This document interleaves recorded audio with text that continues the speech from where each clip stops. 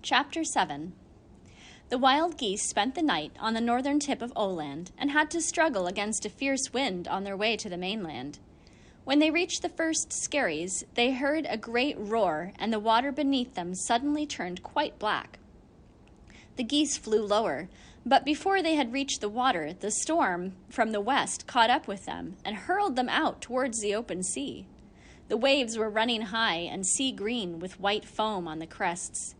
The wild geese allowed themselves to be carried up onto the tops of the waves and down into the valleys, having as much fun as children on a seesaw. The poor land birds drifting by in the storm cried out with envy, "Those who can swim have no need to complain." The wild geese were certainly not out of danger. They grew helplessly sleepy on their seesaws, and over again a caw had to call out, "Don't fall asleep. Anyone who falls asleep will lose the flock." And yet many of them did. A caw herself was almost asleep when she suddenly saw something round and dark rising above the crest of a wave.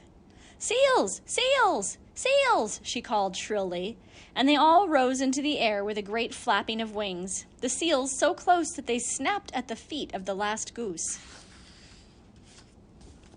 The storm lasted all day. The geese were deathly tired, and to add to everything else, the sea was full of ice floes crashing against each other.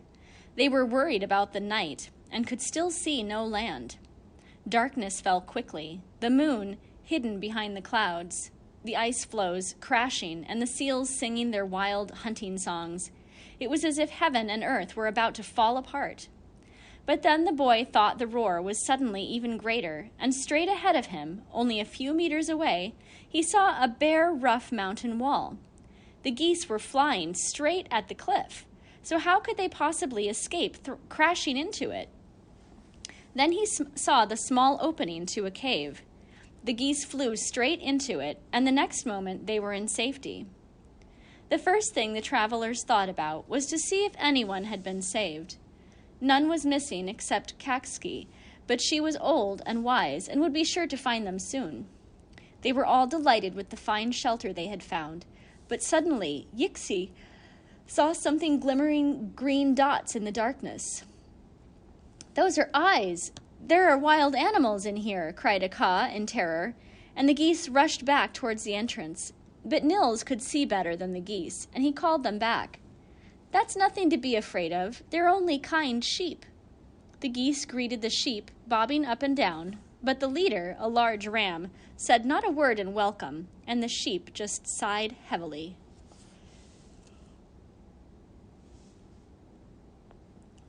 "Forgive us for intruding like this," a caw said, "but we were driven by the storm all day, and it would be good if we could stay here where it's safe." Again there was a great sighing inside of the cave, and one ewe said, "It's not at all safe here. You'd be better off flying around in the storm than staying here. But you mustn't leave before we may offer you something to eat." And she indicated a pool of water and a pile of chaff and husks. That was a feast, and the geese threw themselves onto the food. After they had eaten, all they wanted to do was to sleep. But then the great ram rose and said, "This is Lilla Karlsö Island, off Gotland. No one lives here except sheep and seabirds. We look after ourselves and live in caves all the year round. The grazing is good up here on the mountain, but last winter it was so cold the straits froze over, and 3 foxes came across the ice from the mainland. They creep up on us when we're asleep, and they have savaged and killed nearly all of us. We here in the cave are the only ones left, and soon we won't be able to keep watch anymore." The ram sighed heavily. A caw was reluctant to take the flock back into the storm. She turned to Nils and asked him to stand guard outside the cave and warn them if the foxes appeared, so that they could fly away.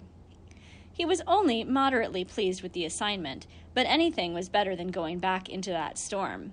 He sat down in the lee behind a stone, but soon saw 3 foxes creeping up the slope. Thinking it would be a great pity to wake the geese and leave the sheep to their fate, he nipped back inside, tugged at the ram's horn, and swung up onto his back.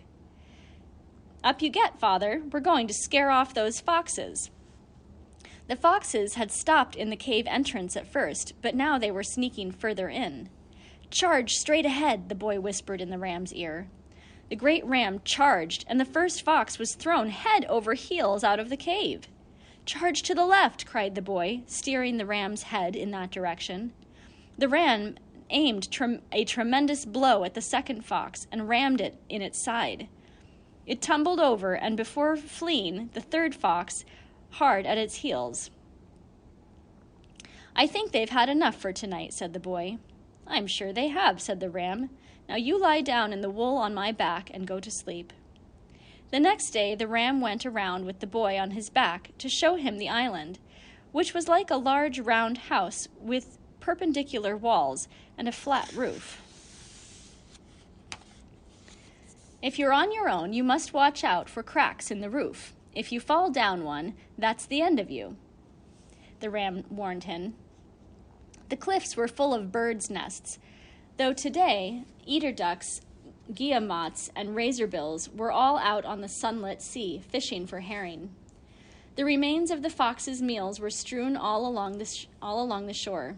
Nils was horrified and miserable, and would really have liked to help the sheep if only he could find a way. Later that day, the gander took the boy on his back and wandered around on the roof of the mountain. He was limping and dragging one wing, while the boy lay looking up into the blue sky. So neither of them noticed that the three foxes had come up onto the mountain. When the foxes saw that Martin couldn't fly away, they at once made for him. Poor Martin fled as fast as he could, while the boy teasingly shouted, "Have you eaten so much mutton that you can't even catch a goose?" That made the foxes mad with rage, and they prepared for one last leap. But the gander rushed straight toward the deepest ravine. Then he flapped once with his wings and managed to get across. "Stop now, Martin," said the boy, after the gander had run a little way on the other side.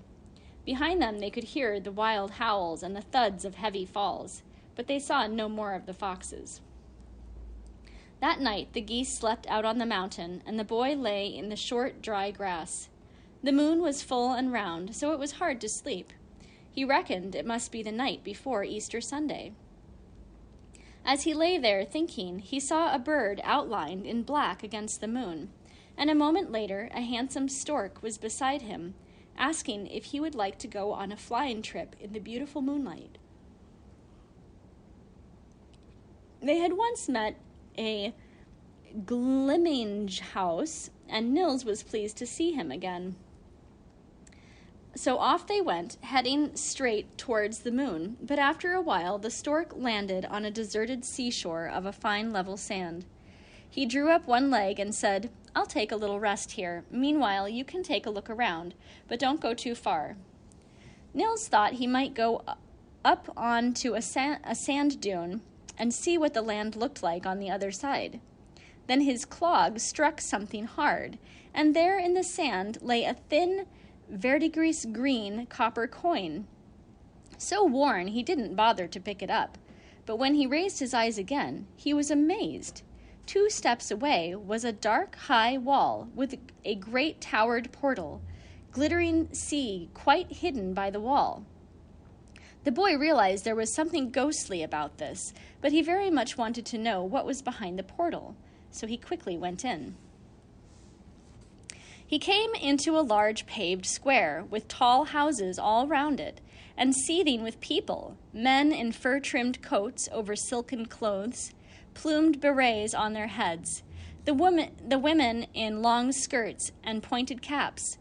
The gables of the houses were magnificently decorated with pictures in colored glass and black and white marble. There were armorers there, and shoemakers, spinners of wool and gold thread. The boy rushed around to see as much as possible. Soldiers in armor and shining helmets were patrolling the walls. The cathedral had 3 huge towers, and he could just glimpse light candles and gold inside. In one street nearby, there were merchants in their booths selling silk, gold cloth, and cobweb-thin lace. A merchant saw him and eagerly started spreading out a lovely piece of damask to tempt him. When Nils shook his head, the merchant became even more eager and held up a finger. "You mean all this costs only one single coin?" said the boy. For the merchant was showing him a small verdigris coin, and suddenly all the merchants crowded round with tears in their eyes, as if imploring him to offer but a single coin.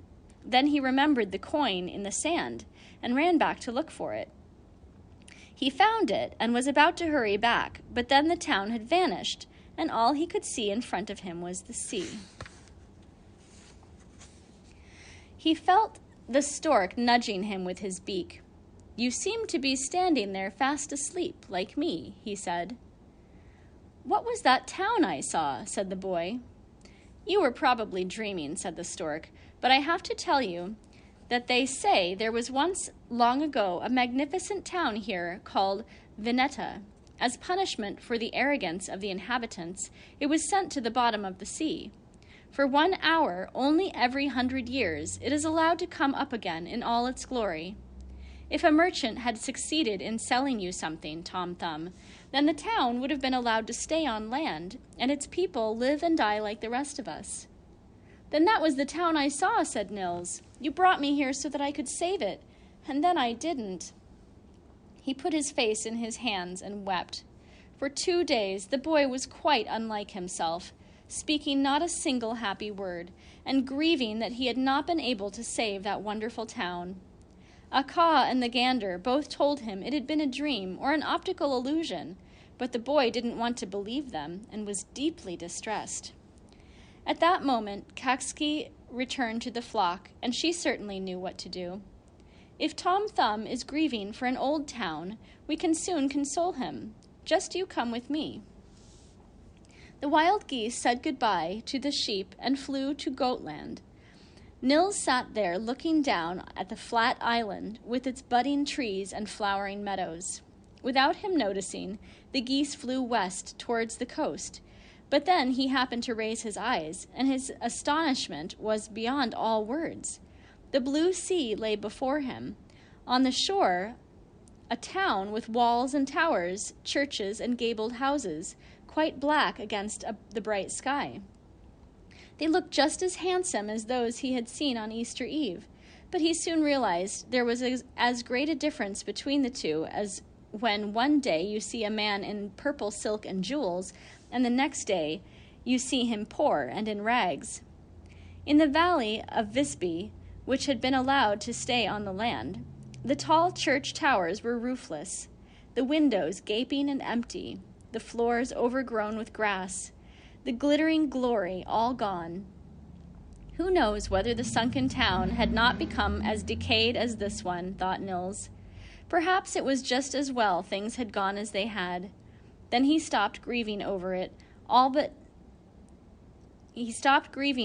all, but nonetheless didn't think about how the town looked beautiful with its creeper-covered ruins and gardens full of fragrant roses. Many people take more delight in Visby than in the magnificent Veneta on the seabed.